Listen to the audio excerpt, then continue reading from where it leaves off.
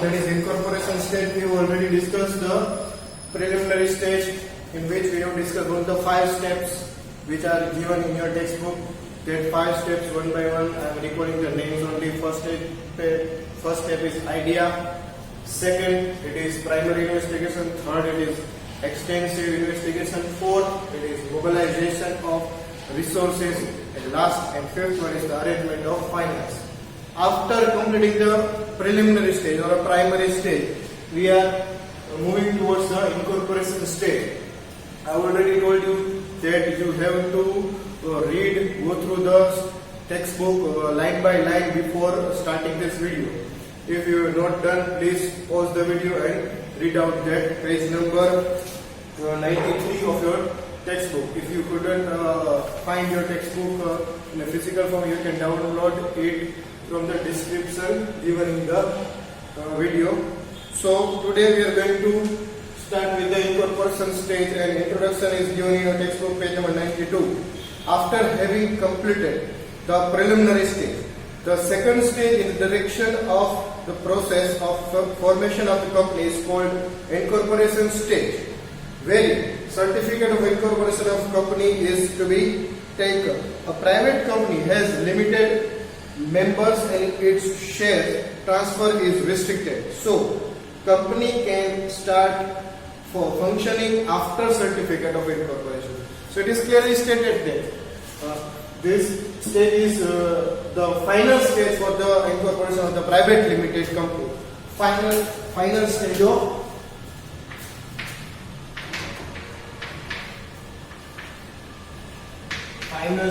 for private limited company. After completing this stage, a private company can function the business itself, but it is not for same for the public limited.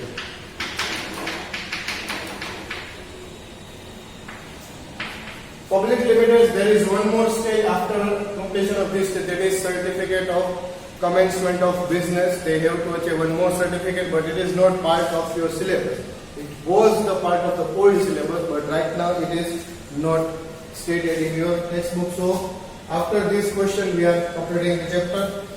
So this is only for the private. Okay, this is also for the public limited, but it is not the complete process for the public limited after completion of this step. It is the full process that is completed for private limited only. So we are discussing one by one. Okay. These all are, some of them are very much unfamiliar terms, such as memorandum, articles of association. Okay, you know what does it mean by directors of the company. Okay, some of you might have word affidavit. Then what does it mean by declaration and disclosure of interest? These all are the underlying terms, are the terms which you might have encountered with or you might not. So we are discussing in detail. These all are the terms with the legal implication for the process of incorporation of company. So we are going line by line as per your textbook. So keep open your textbook and stay with me.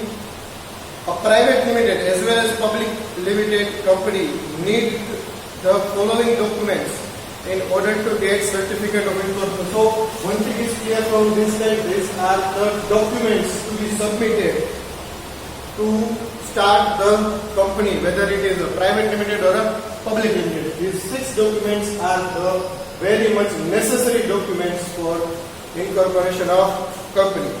So we are discussing one by one. Okay, these 2 are very much IMP. These 2 points are so much important topics that your textbook has given separate chapter. Chapter number 4, Memorandum of Association. Chapter number 5, Articles of Association.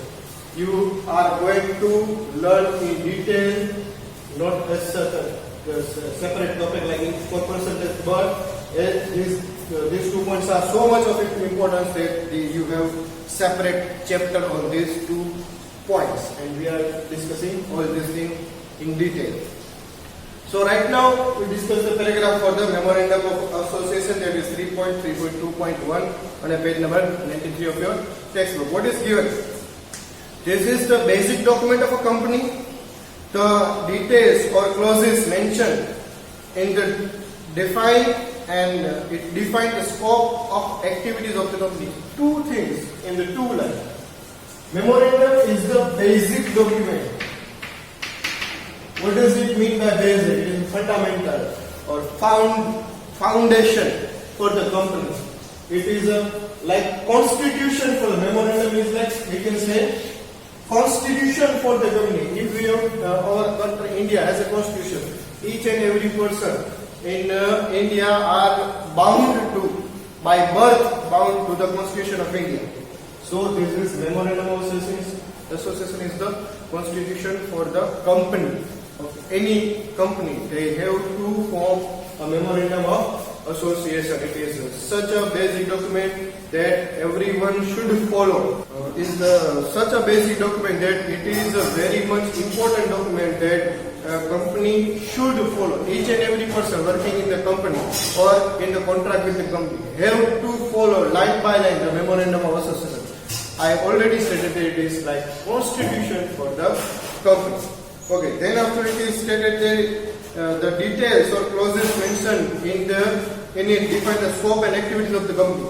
So there are 6 number of clauses which we are going to learn in the chapter number 4 memorandum of association. All the 6 clauses are in detail. We have to learn what each and every clause are trying to say.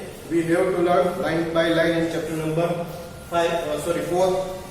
So these are the 6 clauses mentioned in the memorandum, and then it is said that it includes the name of the proposed company.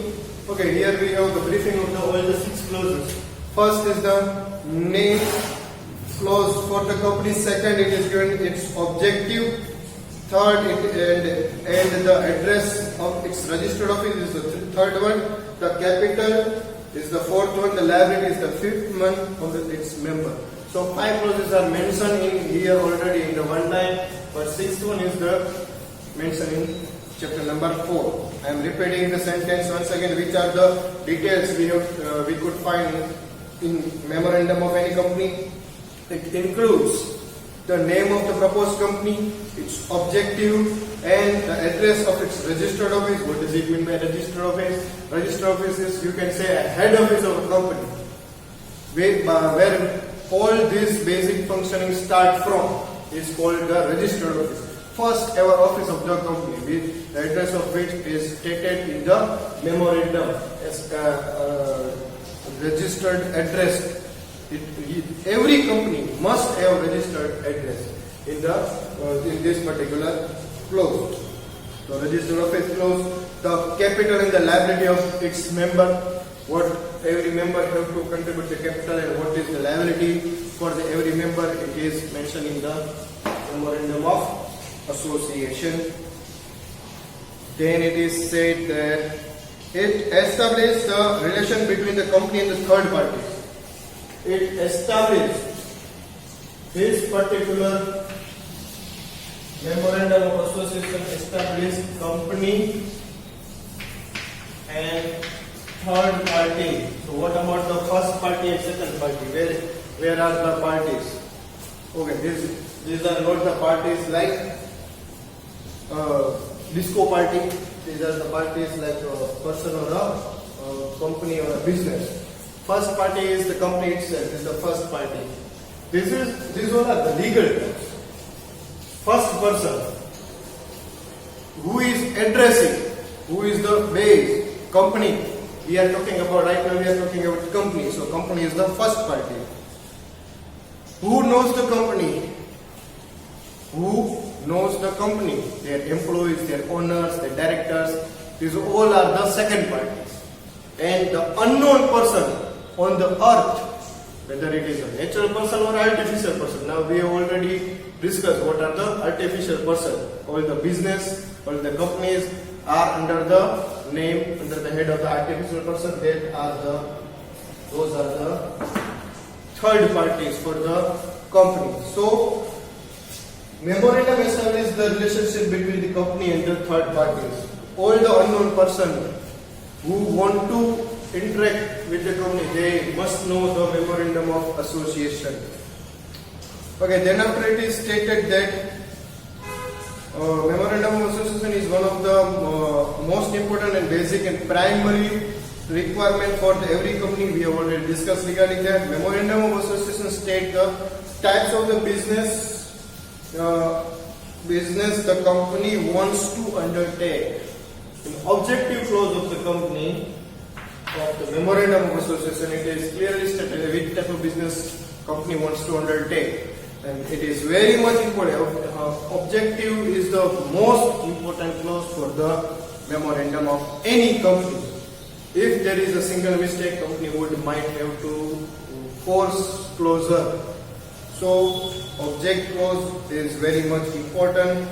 Types of business of any company is very much important. So, these much of details are given in the paragraph number 1. Here, in your first point, I already told you we have to discuss regarding the memorandum in separate chapter. We have chapter number 4 next chapter regarding the memorandum. It is very much deeply cleared. If you have some problems with this paragraph, you can wait till the next chapter. You are going to learn lots of things regarding the memorandum. Okay, this is the memorandum of association. Now, next is the article of association. This is also as much important as memorandum of association. Articles of association contains the rules and regulations of the company. It is stated that it is for the internal management of the company. So what is given in your textbook? This document defines the rules and regulations for the internal management of the company. Okay, this one time elaborate the whole article, but we have detailed discussion in the chapter number 5 regarding the article of association. This is chapter number 4. This is chapter number 5. Okay, all these points does not have any further chapters. So, articles of association is the rules and regulations for the internal management of the company. It states the company's policy and means of achieving the objective determined in the memorandum of association. How company can determine the objective stated in the memorandum? The process is elaborated in the articles.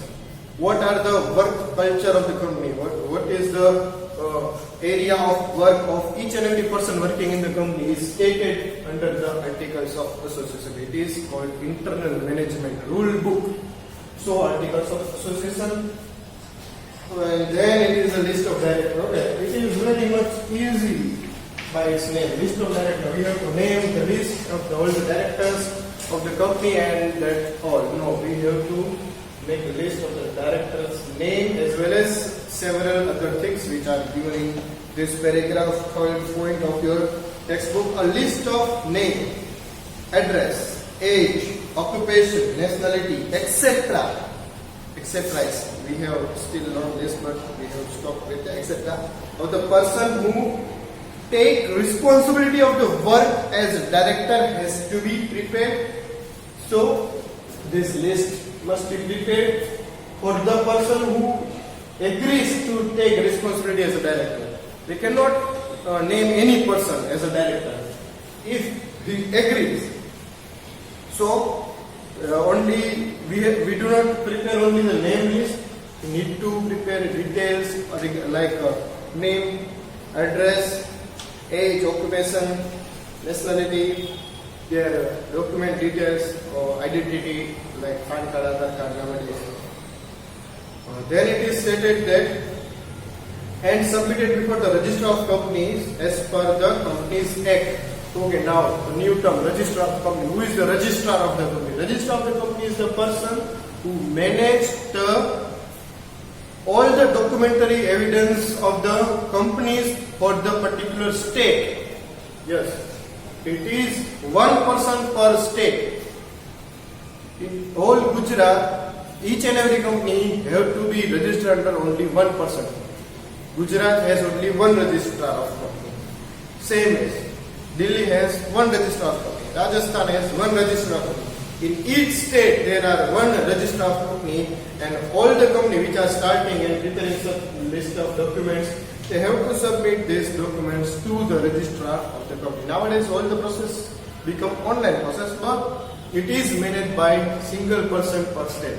Okay, so 2 states, it is not the name of any movie, but 2 states having 2 registrars, Maharashtra and Tamil Nadu.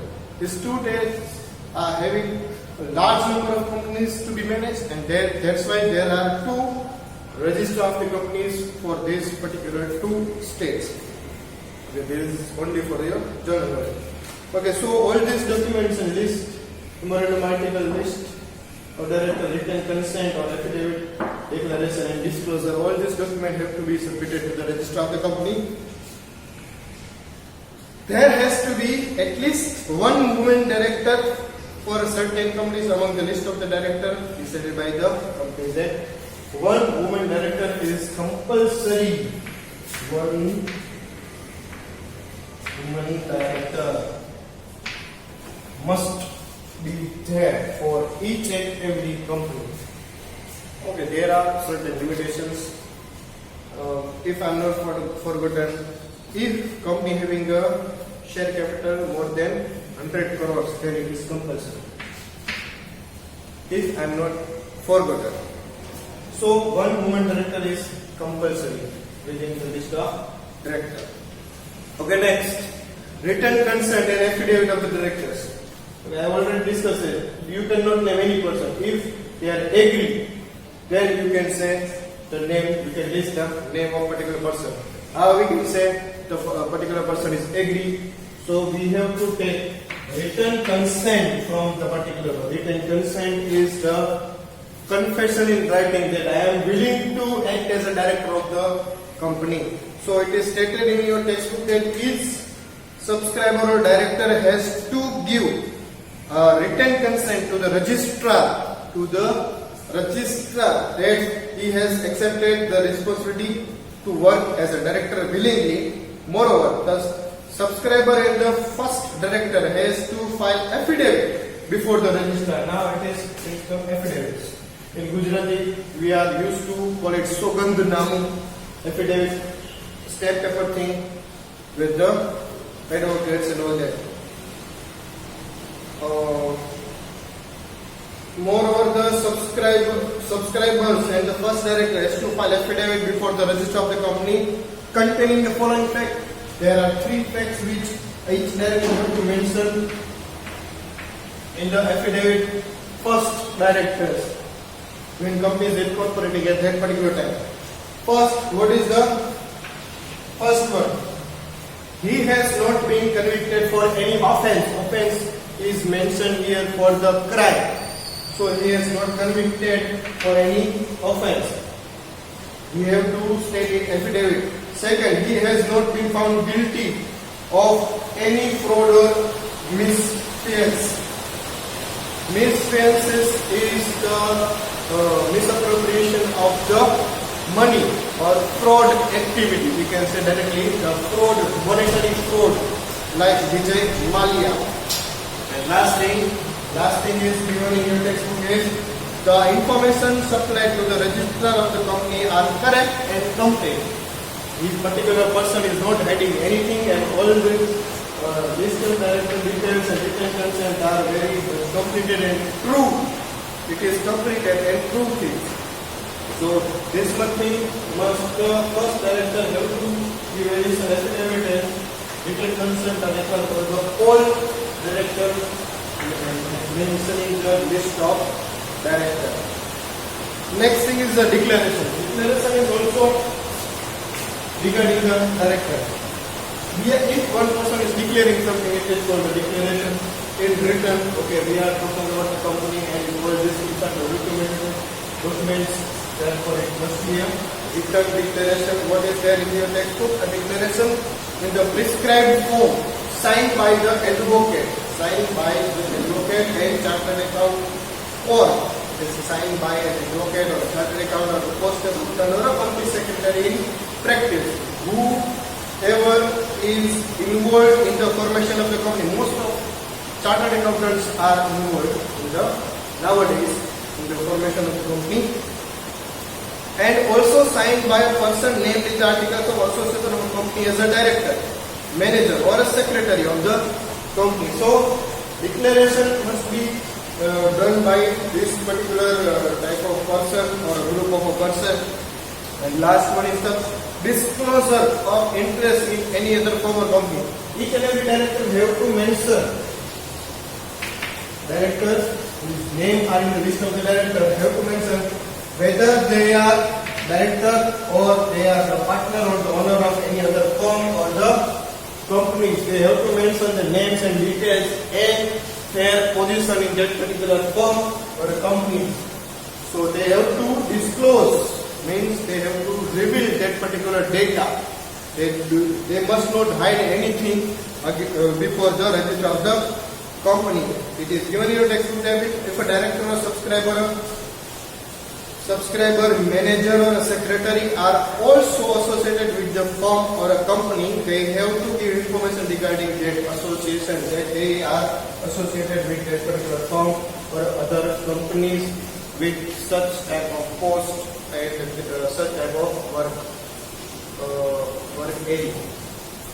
So these are the 6 legal documents which we have to submit to the register of company, which is shortly said ROC. It is a short form or abbreviation for the register of company. So these 6 documents must be submitted to the ROC for incorporating the company, and if we find all the documents are true and valid as per the legal terms. And one more thing, they have to pay some fees. Then register of company may issue the certificate of incorporation. So in last paragraph of certificate of incorporation it is stated, after the payment of the prescribed registration fees and verification of the document, if registrar finds the documents to be satisfactory, he registers them and enters the name of the company in the register of the company. After this process, the registrar issue a certificate called certificate of incorporation. The life of company commences from the date mentioned in the certificate of incorporation. When a particular company gets COIs, that is certificate of incorporation, we can say this is the birth certificate of a company, and date on which this certificate is issued is called birth date of the particular company. In last paragraph it is concluded that the register of the company issues certificate of incorporation along with the corporate identity number, CIN. This is very much important nowadays and compulsory for each and every company. This identification number is of company which is incorporated in certification of incorporation. The company has to present the identity, original document and information till liquidation at the company's register office. All these documents,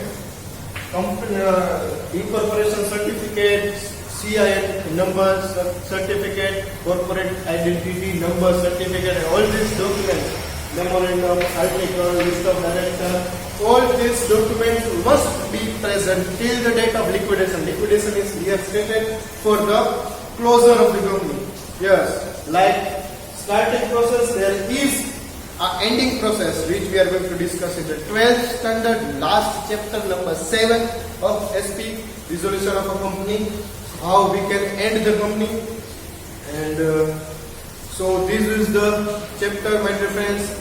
In next chapter we are going to revise this, next lecture we are going to revise this chapter. So don't worry, I am repeating all the points we have discussed. First point, meaning and definition. Second is the characteristics of company. Third one is the preliminary stage. The fourth one is the incorporation stage. I am discussing all the 4 topics in next chapter rapidly for you guys, and that will be our revision lecture. So thank you for today.